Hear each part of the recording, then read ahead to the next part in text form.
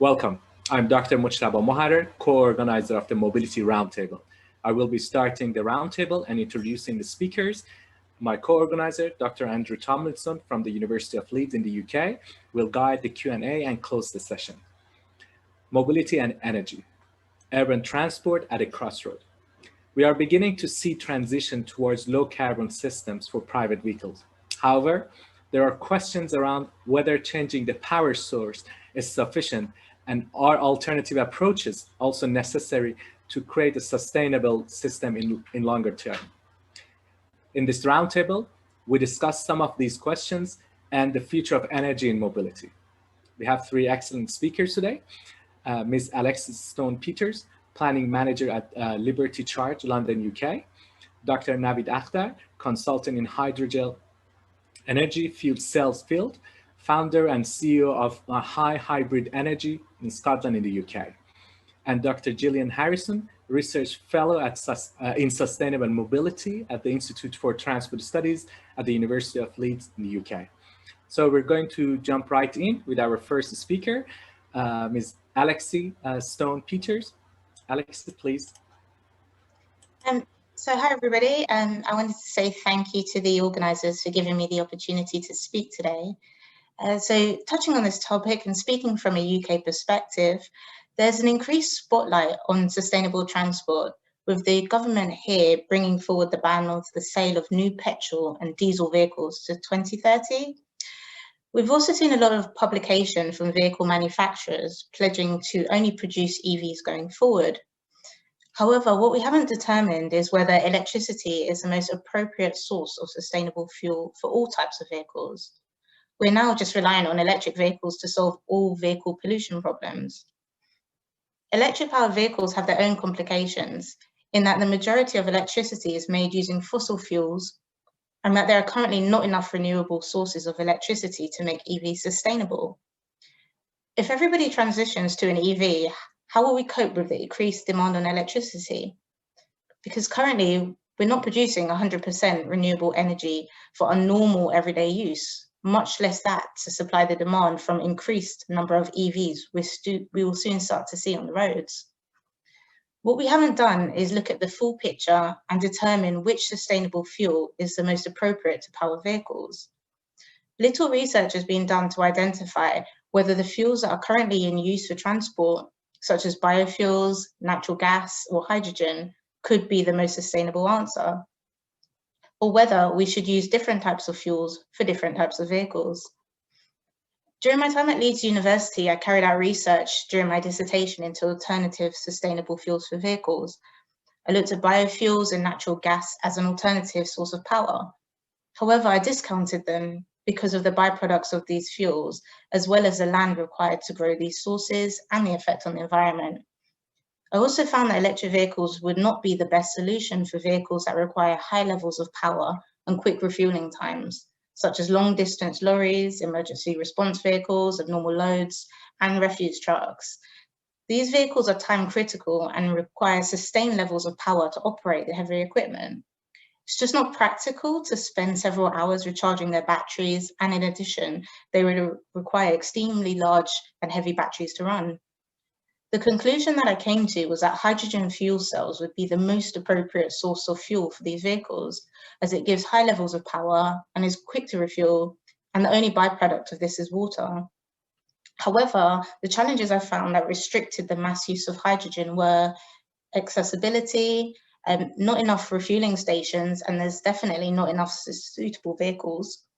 Sustainability, there's a need for green hydrogen to improve the life cycle, making it cheaper to produce and purchase. Innovation, currently there are limited examples of hydrogen fuel cell operational vehicles in use. Timescales, adoption is moving slowly. What can be done to accelerate this? And curb appeal, and this is a key one, hydrogen needs to be sexy. It needs to champion to build interest and generate discussions amongst the wider public, just like what Elon Musk did for Tesla and electric vehicles. We're now at a crossroads for sustainable transport. This is our chance to rethink the fuel sector and make it future-proof. Fuel is traditionally owned by big corporations. Could this be shifted to local communities or perhaps the government? how can we include all vehicle sectors in the transition to sustainable vehicles? Could energy security be created in the UK as a result of greater reliance on domestic sustainable energy sources? These are all questions that we need to answer when we think of fuel at a crossroads and private vehicles as at a crossroads in the UK. Perfect, thank you. Great for, we have a lot to talk in the discussion. So thank you very much. Our next speaker is Dr. Naveed Akhtar from Scotland. You can go ahead and start sharing, Naveed. Hello, everybody. Yep, it is my pleasure to be here. And thanks to the organizer for arranging a very excellent topic to talk to. So I'll be sharing my slides here. All right, hopefully I think you can see. So the topic today I would be discussing is all about hydrogen fuel cells. So there are a couple of projects we are doing all around Europe, and I would be discussing one of the very heavyweight project for us, and it is, we are taking some developments all across Europe. Mainly it is happening in Hungary, but there are some other developments happening on the other parts of the Europe. So before, let me see.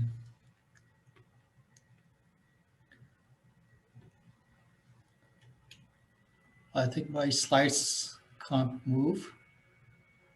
So let me see.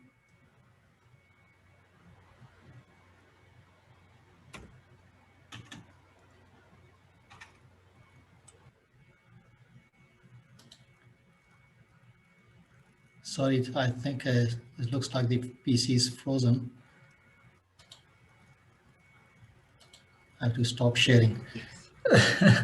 Let me start again.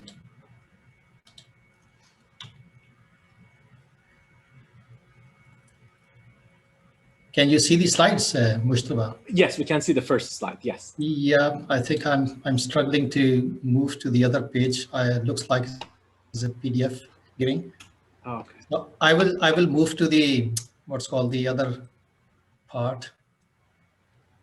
Let me try again.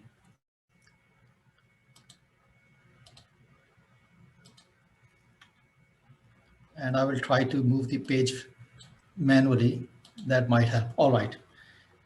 Okay, so sorry for the trouble. So in terms of projects, we are dealing different kind of projects, mainly again in Europe, and there are some partners which are in China for our collaboration. So I would start with the very small and move to the largest. So in a very small sector, especially in the cars, we are developing the fuel cell project, especially this is a passenger cars, and we are developing a range extender. So it's a battery fuel cell cars, but fuel cell is installed there, and we are trying to extend the lifetime of the range of the cars. Basically, it's a German project where German OEM is involved. For a bus, we are talking to guys in Hungary and also some other parts of the Europe. And one of the project we are leading is the first in Hungary, where we are developing fuel cell buses. The third project is mainly a feasibility study on the ships and marine sector. In the rail sector, there is currently nothing happening from our side, but we are very much open to talk to other partners to collaborate on the rail sector. For the aviation, we are very proud to be the lead in setting up the international forum, and this is the world first forum, where we are discussing, the hydrogen use in aviation, and I will discuss later on that. So the question is, why Hungary? So besides many of the key advantages which are listed here, I will go and pick up to the two most important parameters for us, why we were looking at Hungarian market. So the very first parameter, if you can see, is the corporate tax or the business related taxes in Hungary are the lowest in Hungary compared to any other European country. The other is the social contribution tax in Hungary is continuously going down over the coming years, which means, opening any kind of business opportunity with a Hungarian geography would be much better, basically, especially this was the case for us. So the other point for a fuel cell bus project, so in Hungary currently we are working not only pure fuel cell buses, but also battery electric buses. And there are two different variants we are involved. So for fuel cell buses, we are focused on 12 meter and 18 meter fuel cell buses. And for electric buses, we are looking at smaller, which means 8.5 meter and maximum 12 meter buses. The reason behind is once you want to go to a larger range, bigger range, and then we are using a fuel cell buses. And if you are looking at small, shorter routes, then battery buses are okay for us. And we are just selecting two different routes there. So there are four different type of models here, which we are currently developing. And you can see the model under gold line is 9, which is 8.5 meter bus, 12 meter bus, and also the fuel cell 12 meter and 18 meter buses. So it's a 2 electric and 2 fuel cell buses. In terms of our business plan, what we are doing there, our plan is to go into different stages. So stage 1, we are developing the very first prototype. This is the 18 meter fuel cell bus, and it would be the first in Hungary. And we would be the first in Hungary because we have initiated this with a collaboration with a Hungarian partner. The second part of this phase is we would, once the first prototype is running, which is expected to be ready by August this year, we will be moving to roll out to the other models, which means 12 meter and 18 meter of the fuel cells. And likewise, in parallel, we are developing the electric buses. So this would be the further rollout to move to phase 2. Phase 3 would be, we would be trying to set up a local assembly plant. And instead of buying some components from outside the EU, which is the case now, we will be trying to source everything from within the EU and set up our own local manufacturing plant. So needless to say, in order to execute that project, we need to have some kind of investment available. And we are talking to local Hungarian agencies, and especially in this case is a Hungarian investment promotion agency, where we had a meeting last year. And we were lucky to have a first green signal to submit this project. And we are waiting the outcome for the proposal for our funding for that project. So in a summary, I would say this is the first project for us, especially on the heavy duty sector, where we are developing both kind of drivetrains. Our plan is to move from a 18 meter to the 12 meter second case for fuel cells, and in parallel for the battery electric buses. We are very much open to talk to the supply chain partners, especially we are very much interested to talk to the hydrogen refilling stations, because there is hardly anything in Hungary and we need to refuel our buses. In parallel, I've not discussed, but we are setting up a UAV and drone business as well in Hungary. In terms of the news, we have many news, I would say, published in the last 2 years, and there are a lot of developments ongoing. And I would say this is the second round of this conference, which I was talking in the beginning. So last year in September, we have the first round, and we are open for invitations sending invitations to all the key speakers for second International Hydrogen Aviation Conference, which will be held in Glasgow this year. So I would say here, thank you very much. And if you have any questions, I'm happy to answer. Thank you very much, Naveed. Yes, we will have more discussion in the Q&A. We will go to our third and final speaker, Dr. Gillian Harrison. Gillian, please. Thank you. Thank you to both the previous speakers as well. I look forward to our discussions. Obviously, when we talk about mobility and energy, the discussion over what technologies and fuels we want to use in the future is very important. That's where a lot of the transition, a lot of the focus has been. And that's actually where I started off in my own transport research, looking at the transition to low carbon vehicles. And in particular, I looked at electric vehicles. But just going back to mobility and energy itself, one of the problems with these two entities is that we can't decouple transport and energy. To be able to move around, we need energy in order to make that movement. So that energy has to come from somewhere. And we used to move around just powered by ourselves through the fuel, through our food, by walking and then onto cycling. But then we came into motorized transport, where we needed more powerful fuels, external fuels. And that allowed us to go further, faster, to carry more around. And actually, that's how our societies developed. is dependent on the energy, the external fuels that has, but that also comes with externalities. So now we have in most Western countries, transport is about 30% of energy use across all sectors, and an equivalent sort of 30% as well of carbon emissions come from transport sector. And it's an area that we need to target, because also transport is the one sector where the energy use and the carbon emissions haven't really decreased over the past 20, 30 years or so, since we've tried to recognise the problems of particularly carbon emissions, but also our energy use. And we need to look into really, how is that happening? How is that the only area that's actually, in some cases, going up even? In terms of road transport, or particularly car or personal vehicles, that's up to 70–80% of road transport energy and emissions. So definitely looking into how we can change to different fuels, to cleaner fuels, electricity, assume that that's going to be based on renewable energies, to hydrogen fuel cells, again, assume that the hydrogen can be provided through renewable sources. But that will only get us so far within our journey towards a sort of more low energy, low carbon transport system.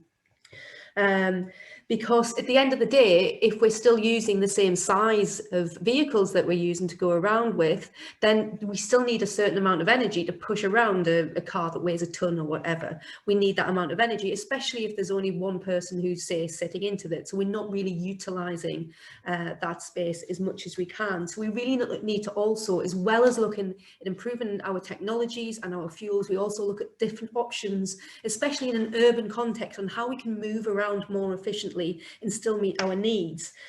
And we've, especially in the West, been very much trapped into these sort of car-centric lifestyles. These were conscious political decisions that were made as cities were developing, and even more recently from the 60s, 70s and 80s, to put the car at the centre of our transport system, to give everyone an aspiration to own their own car.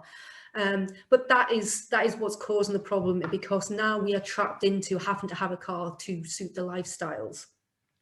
Now, how can we actually reduce the energy and reduce as well those associated emissions? First of all, we can reduce our need to travel, which was already starting to be considered with ICT, introduction of more sort of e-commerce, e-activities, home working. We were already seeing trends in that was reducing travel, and obviously we've seen over the past year that people have realised you can do more of those sort of things from home, and that could change people's need to travel in the first place. But there's still going to be certain elements that are locked in. We will still need to get to places that aren't our own home, and I hope that we do as well, because then we've got other societal issues if everyone's just stuck in the house every day. So, but we need to think, when we do need to get around, how do we make those journeys? So we need to also think about bringing in other options within our transport fleet, and not necessarily being anti-car, but being able to make it possible for anybody to be able to choose a different option to get to where they want to be at a cost that is reasonable for them, and giving them the convenience and comfort that you would have in your own personal vehicle. So we really need to look at how do we introduce these more sort of shared or active and micro-mobility services that would allow an actually much better place to live, especially within an urban context. Excuse me. Because even if we do go to a fully zero carbon electricity, an electric fleet or a hydrogen fleet, that wouldn't solve the problems of congestion. That wouldn't solve people being stuck in a rush hour every morning and evening. It wouldn't solve the problems of road safety or traffic accidents that we have with that. And also we've got other things as well, such as equity issues, when we're considering how much more expensive it might be to use these more recent technologies that tend to be at higher cost. So only certain people in the population can use that. Obviously, within the hydrogen, we are looking at buses, so that's shared mobility, being able to encourage people into public transport. Are all very important to be able to go towards a more sustainable urban environment. And as I say, I'm not anti-car or anti the technology that is there. That is something that that we should use, but we need to think about all of the other options that we have within society, and especially, as I've said, with COVID over the past year, we've changed our travel habits. So what can we learn from that? What can we keep hold of that actually we like, being able to see more places in our local areas? We need to think about urban design as well, in terms of being able to access those services within a convenient distance. So, and I think the other things around that as well actually is also the other issues such as health issues associated with cars as well, or sedentary lifestyles if you're sat in a car all day. And I think the other technology as well that we need to think of in an urban context that's just around the corner is automated vehicles, because they're seen again as quite a new shining light. They've got a lot of potential in the transport system being more efficient, etc. But at the same time, if we keep this sort of personal ownership, one person, one car attitude when it comes to autonomous vehicles, we won't be solving any of the problems that we have now that are all linked with mobility and energy. Thank you very much, Gillian. So I hand over to Andrew, please. Well, thank you very much to all our three speakers, Alexie, Naveed and Gillian, for an excellent introduction to the topic and three completely well, different perspectives, as always, as we get in the roundtables. So perhaps, first of all, do any of the panelists have any questions for any of the other panelists before we start with more general questions? Do any of you want to ask any questions, or are you all okay at the moment? I'd like to ask a question actually to Gillian, just touching on what you mentioned regarding autonomous vehicles and more of a shared vehicle space for the future. How do you see that working with the increased number of deliveries that we're starting to see, especially during the lockdown period, with these increased deliveries, but also the risk of being infected from COVID as traveling in close proximity to somebody else? How do you see that working, fitting in a shared space at the moment and using a shared type of vehicle? Because wouldn't those be quite a big challenge that would actually prohibit autonomous vehicles or even car club vehicles from growing in popularity? Yes, it's been a massive disruptor in terms of shared mobility. There'd been quite a lot of progress towards shared mobility models over recent years, actually, and it was looking very positive, especially in urban areas such as London, where there's a lot of people who might not want to own a car because transport systems in London are so well connected, but might want a car club car when they need it, maybe every other weekend. Likewise with public transport, there's a lot of apprehension about people getting back onto public transport because of the COVID risk.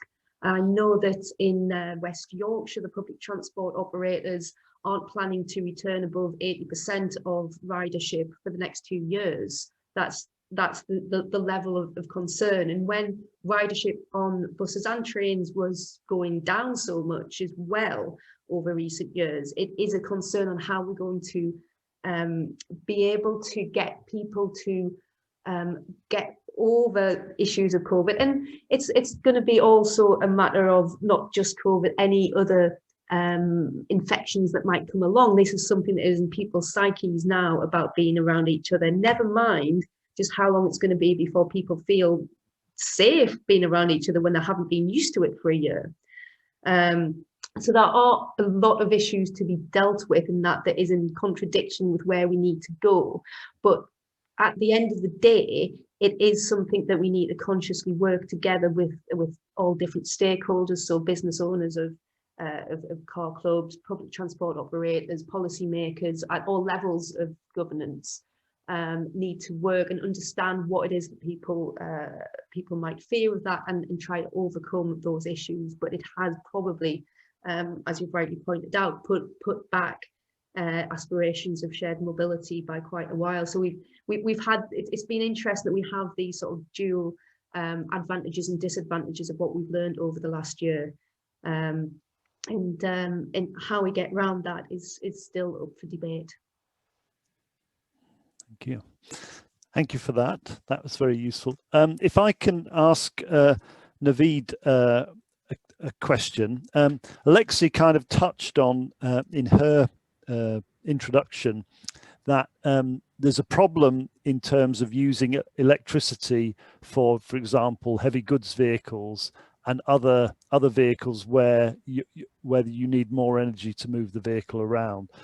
So hydrogen in that sense would seem to be a really good alternative energy source for perhaps heavy goods vehicles, for marine, and also for aviation, as you've mentioned. So, but why is it that at the moment all the focus of attention is on electricity and electric vehicles? Why isn't hydrogen more to the fore already? Is there something intrinsically more difficult around using hydrogen as an energy source compared to using electric vehicles?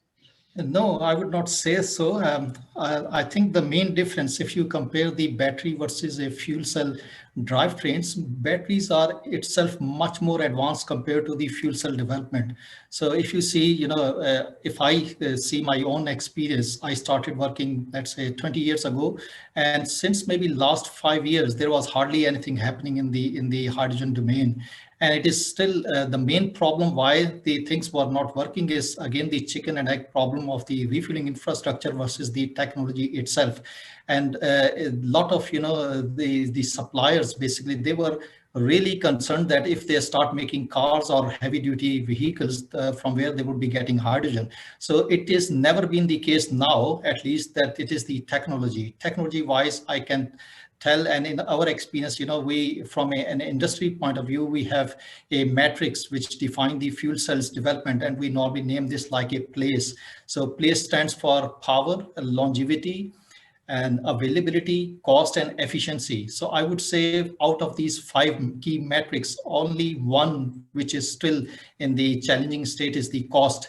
So cost is far too high still, and that's the reason, no one is gonna buy that. And even if you ask my own opinion, if I would like to go for a hydrogen fuel cell car, there are 2 major issues, even for myself. So one issue is the area where I am living, there is no hydrogen refueling station nearby, which means if I have to go somewhere, the nearest for me, it would be Aberdeen, for example, and it is, it's not economical to go via that route. The second problem is the cost of the hydrogen fuel cell cars is at least 2 to 3 times higher compared to current combustion cars or hybrid cars. So the cost has to come down, and also the refueling infrastructure has to go up. Giving you an example, Germany is doing very well. For example, Germany has now developed close to 90 refueling stations. So I was talking to my colleagues in Germany, and they said they are completely opposite to UK now. So if they want to buy a hydrogen fuel cell car, they have no hesitation because they can easily refuel their car. In UK, currently we are speaking roughly 14 to 16, 17 refueling stations only, and this is not enough. And to be honest, it's never been the technology, at least in the last 5 years. It is the infrastructure and the cost which is taking this big burden. Okay, thank you. And if I could just ask one follow-up question. So from what you're saying there, hydrogen in the current time isn't a practical solution or a practical option for the general public, but presumably bus operators, where you have buses operating within a city, that is probably a good way to introduce hydrogen into the urban environment. Yeah. So whenever we look for the economics of a hydrogen drivetrain, what we do normally, we simply look the geography and also the mileage, and these are the 2 key criteria for us to determine whether we would like to use a battery electric drive or a fuel cell drive. So I was given an example in our case where we are developing buses in Hungary. We started initially with a fuel cell buses, and the very first bus we initiated was to target a 18-meter bus. So for fuel cell, it always makes sense to go bigger and bigger. And also because that's the point where the battery drivetrain would really start struggling and the business model would not work efficiently.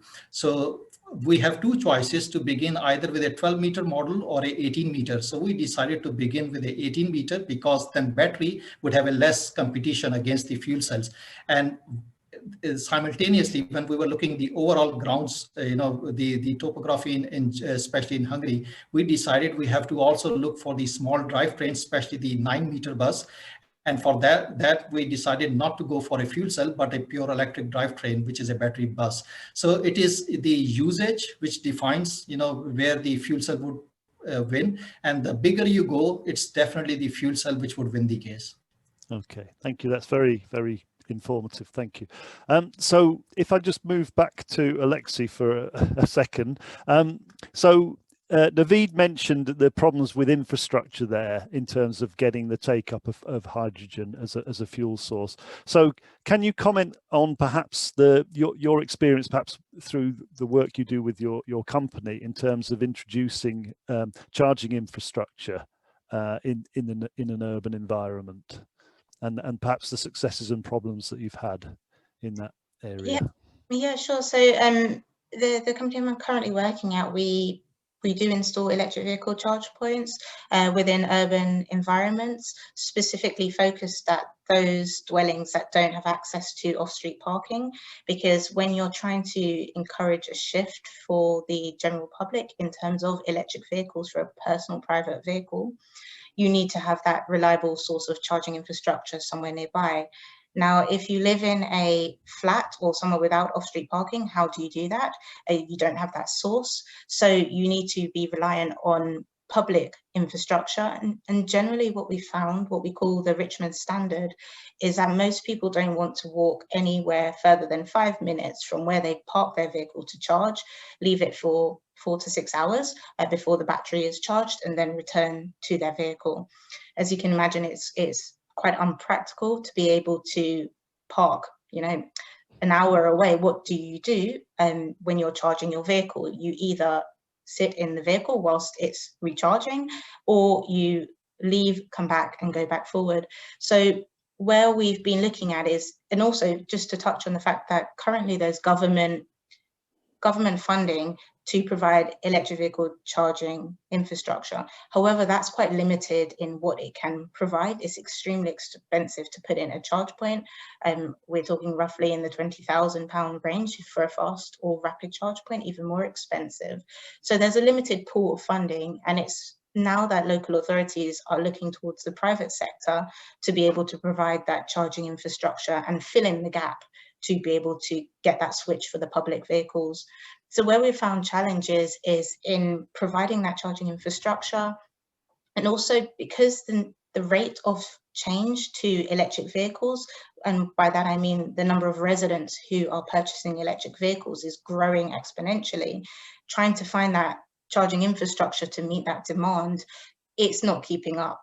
And even if you put one charge point on every street, you have to ask yourself, if every resident on that street purchase an electric vehicle and an electric vehicle takes 4 to 6 hours to charge, there's not enough charging infrastructure going forward. So there is definitely a need to reduce the number of vehicles on the road in general. I would definitely stress that case, because that's the only way that you can move forward for providing the infrastructure for the future.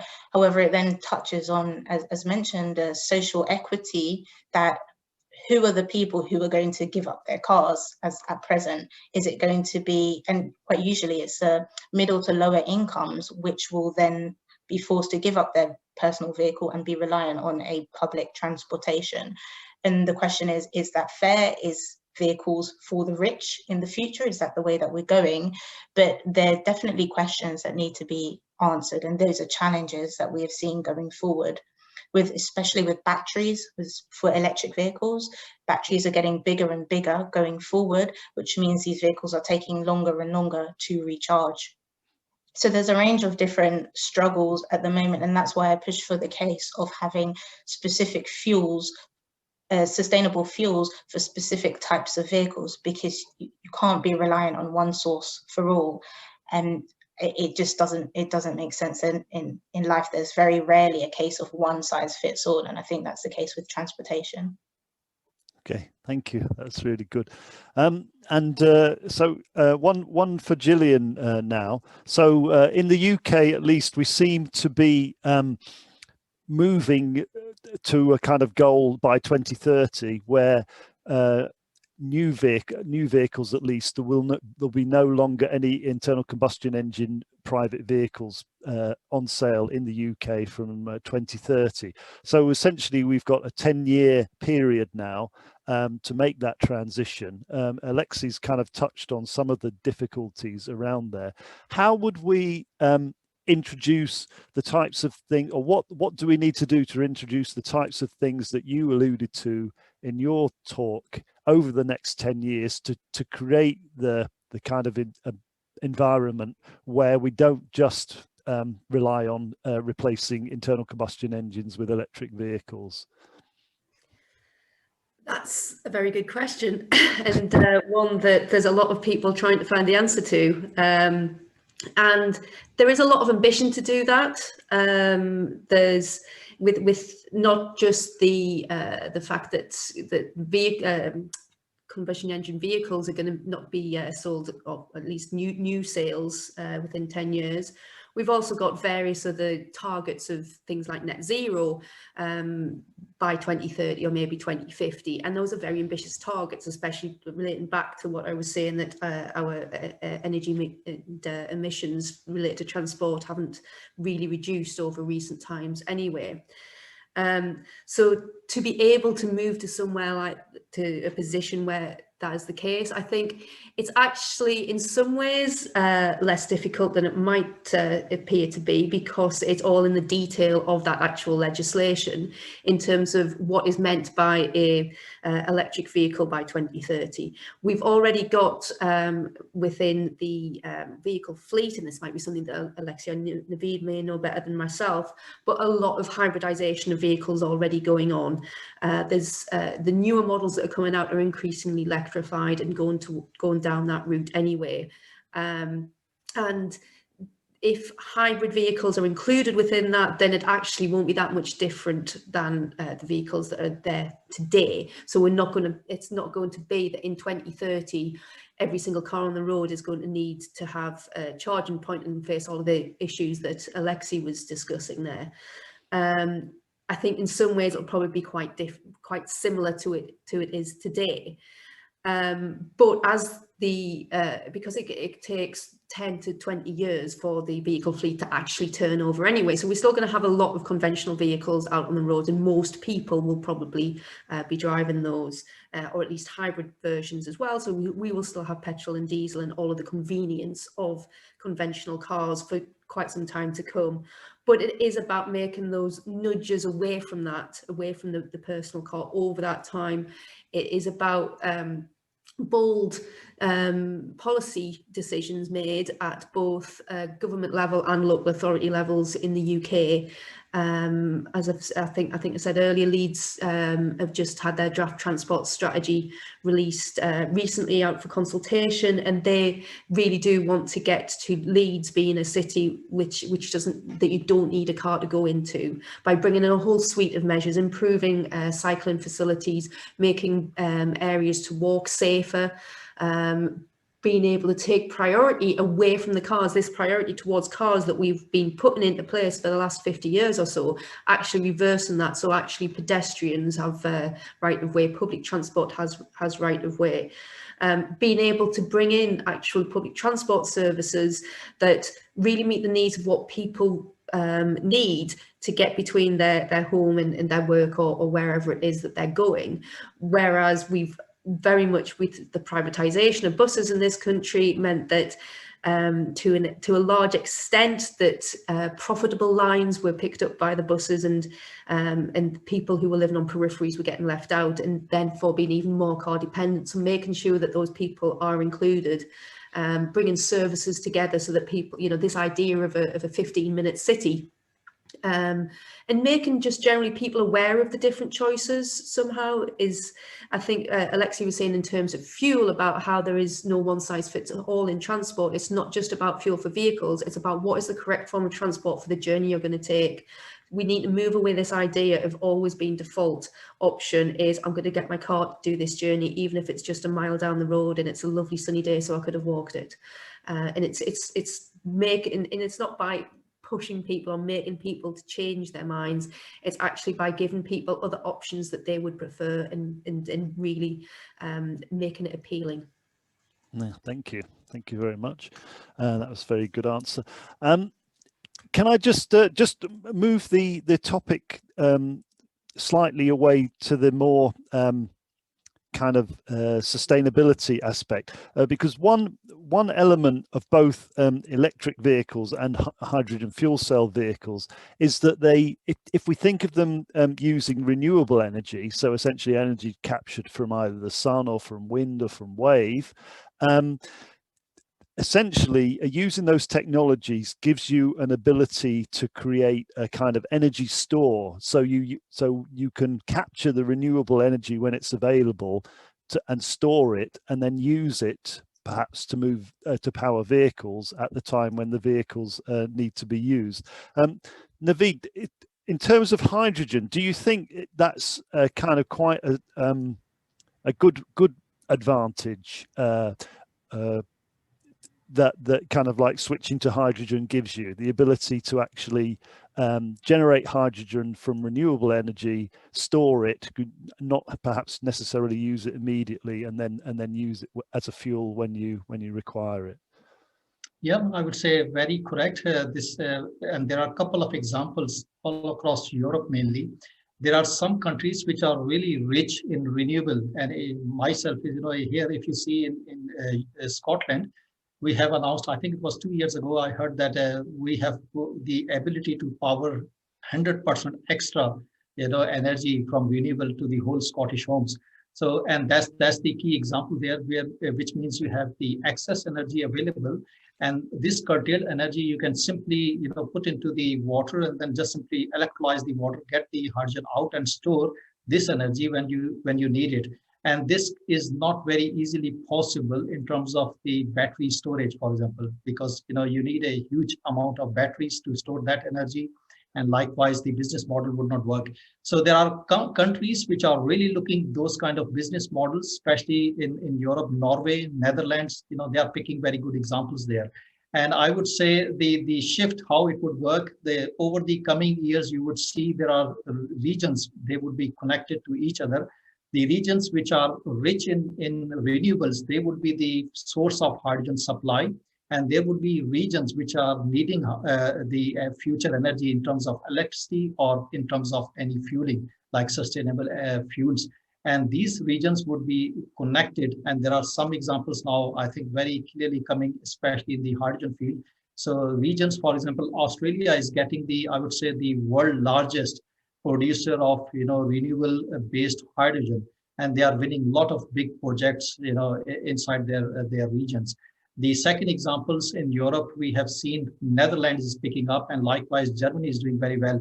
So I would see in the coming years, especially by 2025 and 2030, you would see there would be hydrogen hubs established, and these hydrogen hubs would be available to store energy, to use energy, and also to deploy anywhere we like.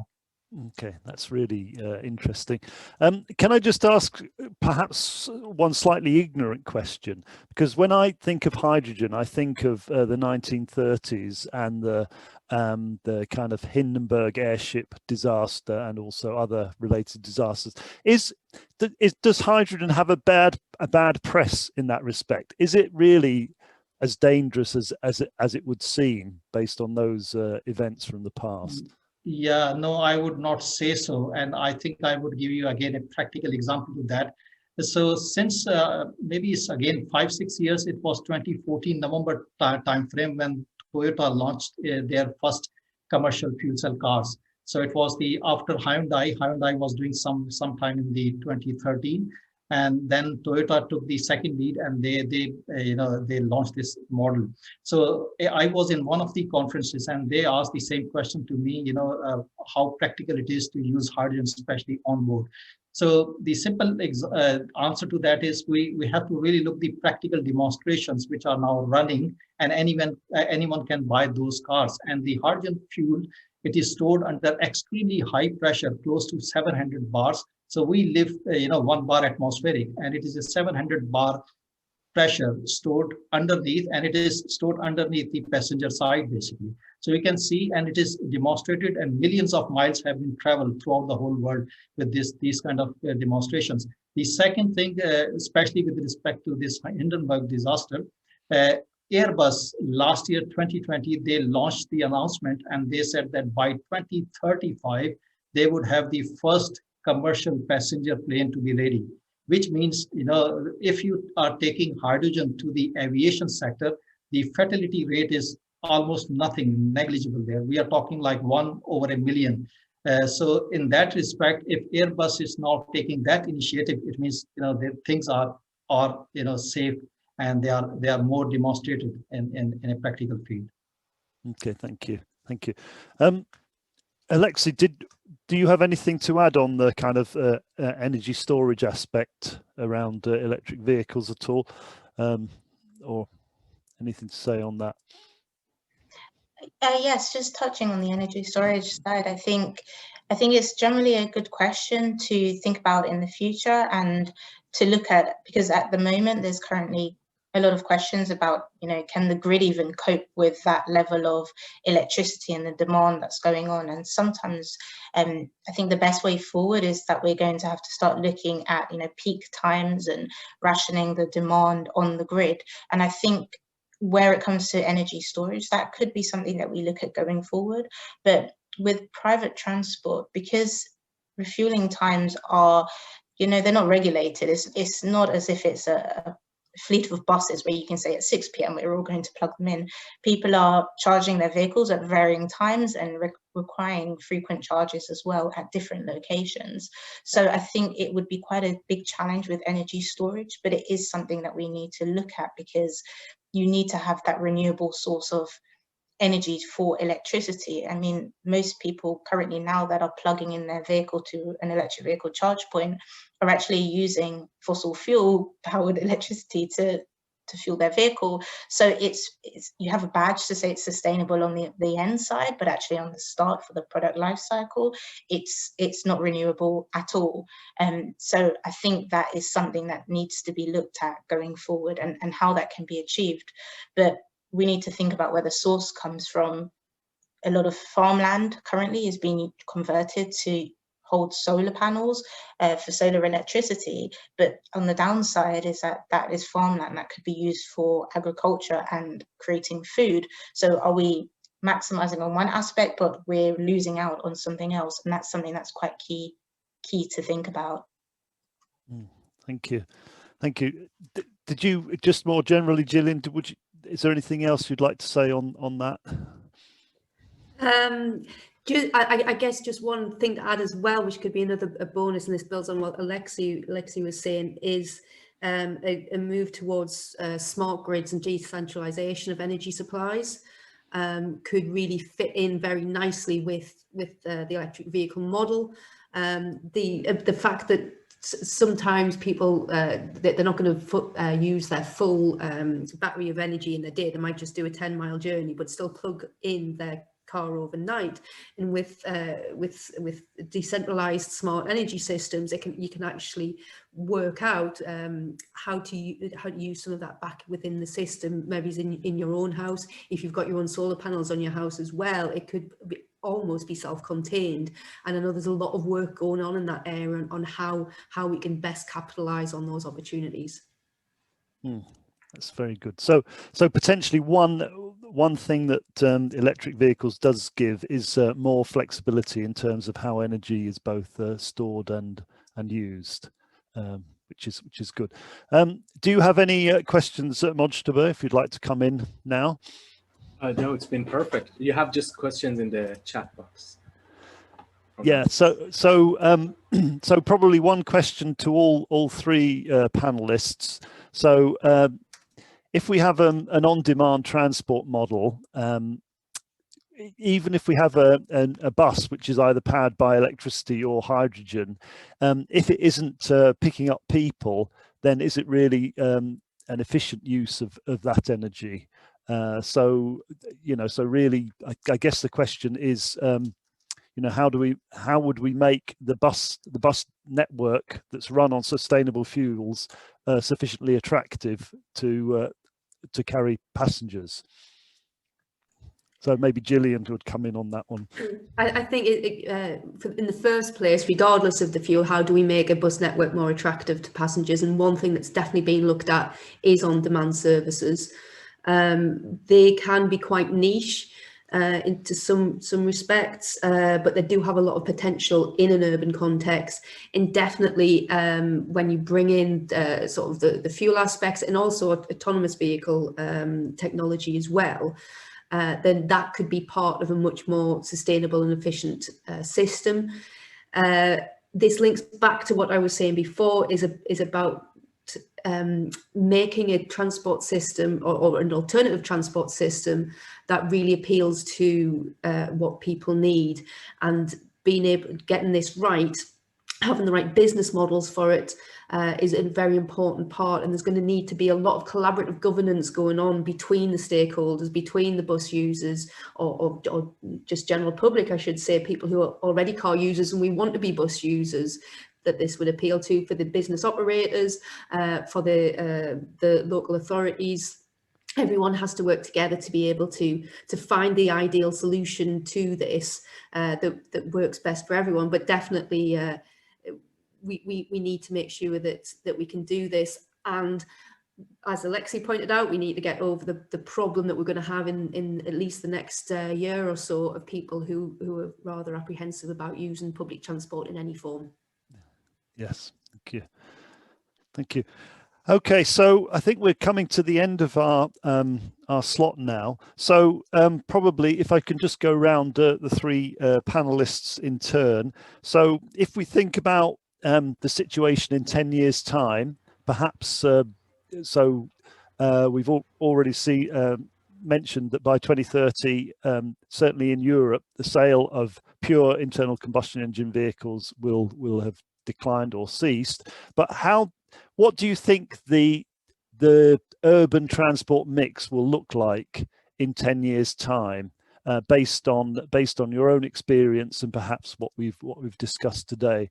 Perhaps if we start with you, Naveed, how do you think things will look in 10 years' time based on your experience? Yeah, I would say it depends on the two different factors. So as I briefly touched upon is the usage. So let's say if you are taking a passenger car examples, I would still say it would be led by the battery electric vehicles, because here, again, I'm taking an example, a person who needs to just simply drive few miles for just to go to office and come back, it makes perfect sense to use a battery electric car. And if you need to commute further miles, let's say over maybe 150 miles and over, then it is the case where the hydrogen business model would work. So for the time being, the future for the next 10 years look like wherever you see a heavy duty mobility, and also even the passenger cars, but they are more of a commercial fleets like taxis, vans, and all these things where there is a much more usage, and you don't need to go back to the charging and then hook your battery electric car for a few hours, because that again disturbs your whole economics. So the heavy duty and the commercial vehicles, wherever you have the much more usage, fuel cell would take the lead. Now coming to the other side, if you are looking for a passenger cars where you are just looking for a very little mileage usage, maybe point A to B, just go to office, come back, and maybe a little shopping over the week, then battery electric car would be the most economical way, because it's again the efficiency between the two drivetrain. The electric cars are much more efficient compared to a fuel cell cars still. So again, it compares between the two where you want to sit. Okay, thank you. Alexie, anything to add on that? Do you have the similar vision or something slightly different? I do have a similar vision. I think in the next 10 years, we would start to see a lot more reliance on the hydrogen fuel cell vehicles.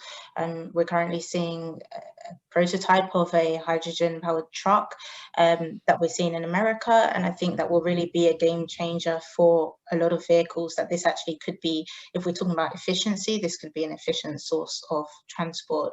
I also agree that electric powered vehicles would be best for private transport use, but I think there may be a mix of using public transport, but also perhaps even cycling as well for shorter journeys. But we just have to be mindful of the fact that we're living in the UK. The weather is not that great at the best of times. So it's a bit reluctant for people to sort of jump on a bicycle, unless you're an avid cyclist, to be able to do that going forward.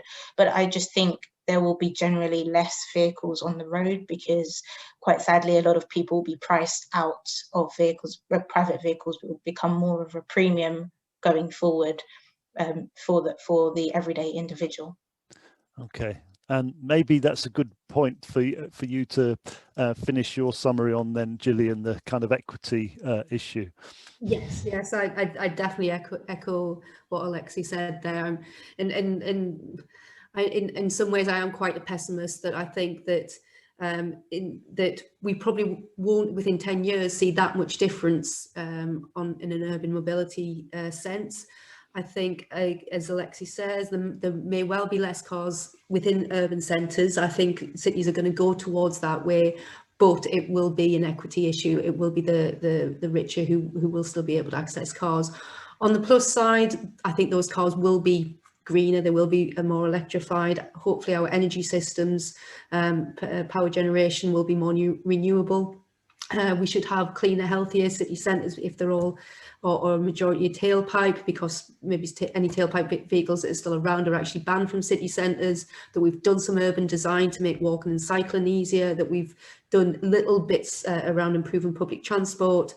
But I don't think we'll be at that utopia yet of everyone having equal access to goods and services through clean transport of their choice within 10 years, but it could be on the horizon after that. Thank you for a positive final comment there. Okay, I'll hand over to Mojtaba to finish off the session. Thank you very much. I'll say thank you very much to our three speakers, Alexie, Naveed and Gillian. Thank you very much for a really interesting discussion. And Mojtaba, if you'd like to finish off. Thank you very much. Thanks, the amazing loyal attendees as well. It was great to see familiar names and faces. It was a great roundtable. I also plug in the next roundtable. Our roundtables are on the third Thursday of each month. Usually 12 Eastern Standard Time, 5 UK, but this roundtable, because of the daylight saving, it is 1 o'clock in the in the East Coast in the United States. Our next roundtable is on mobility and passion, role of personal relationship in mobility usage. I will put the registration link. The speakers are not confirmed, but I put the registration link if you're interested. It's on April 15th, again, the Thursday at 12 Eastern Standard Time. It was a great roundtable. Thanks everyone for attending. Thank you very much, and it's goodbye from us now. Thanks again to Alexie, Naveed and Gillian for a really good discussion.